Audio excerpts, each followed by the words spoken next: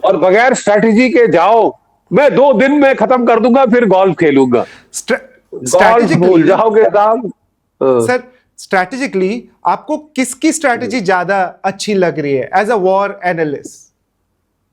नहीं, देखिए, स्ट्रैटेजी तो दोनों तरफ की मैं आपको समझा दूं, ठीक है। जी जी अमेरिका की स्ट्रैटेजी, इजराइल की स्ट्रैटेजी है कि मैक्सिमम नुकसान पहुंचाया जाए मिसाइल्स को। सबसे पहले अव्वल नंबर 1 था रिजीम चेंज, जो माफ कीजिए फेल हो गया है, अब जी नहीं होगा। नहीं होगा, आप करते रहे, बात करते रहे, ट्राई नहीं होगा रिजीम चेंज। जी मैं लिख के दे सकता हूं, जी ठीक है साहब। दूसरा है कि मिसाइल का जखीरा उसको नुकसान करे। जी तीसरा, न्यूक्लियर इंस्टॉलेशन को नुकसान करे। और चौथा, इनके जो प्रॉक्सीज हैं उनको भी नुकसान करेगा। जी ये एम्स हैं और स्ट्रैटेजी है इजराइल अमेरिका की। जी ईरान की स्ट्रैटेजी क्या है? रिजीम सर्वाइवल, रिजीम को बचाना है, ठीक है। टॉप लीडर जाएंगे और आ जाएंगे। जी उनके 33 डिस्ट्रिक्ट्स हैं ईरानियन गार्ड्स के, ऑल ओवर ईरान।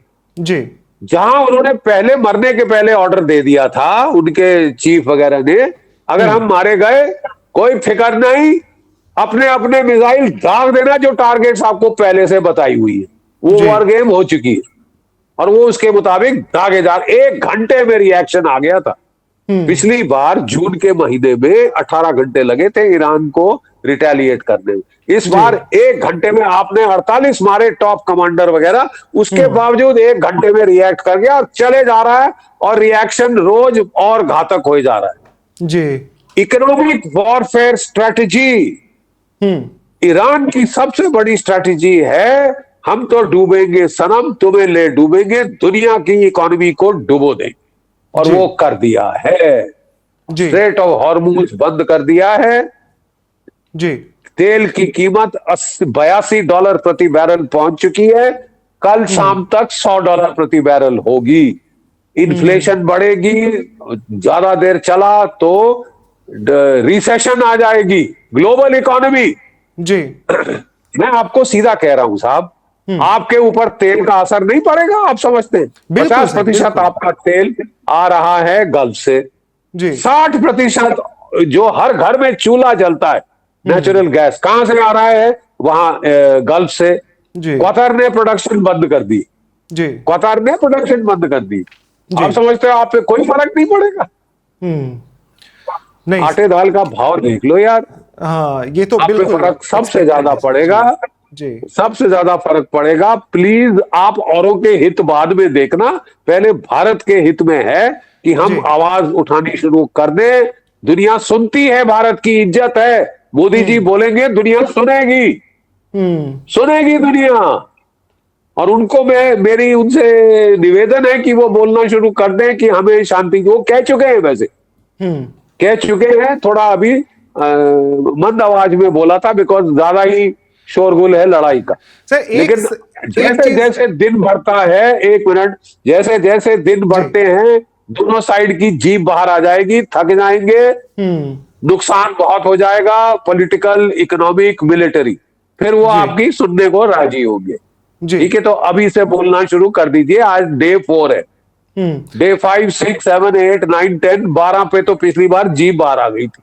जी इस जी बार जी शायद जल्दी आ जाए, क्योंकि रेट ऑफ फायर बहुत ज्यादा है, हाँ रेट ऑफ सर। एट्रिशन बहुत ज्यादा है। सर, कश्मीर के को लेकर के ईरान का हमेशा से बहुत ही अलग स्टांस रहा था और वो एंटी इंडिया था। पीएम मोदी ने अगर खामेनेई के बारे में कुछ नहीं बोला, उनकी मौत के बारे में, तो ये एक तरह से मैसेज था ईरान के लिए कि जो उन्होंने कश्मीर पे बोला, उस वजह से एक तरीके से इनडायरेक्ट मैसेजिंग है क्या?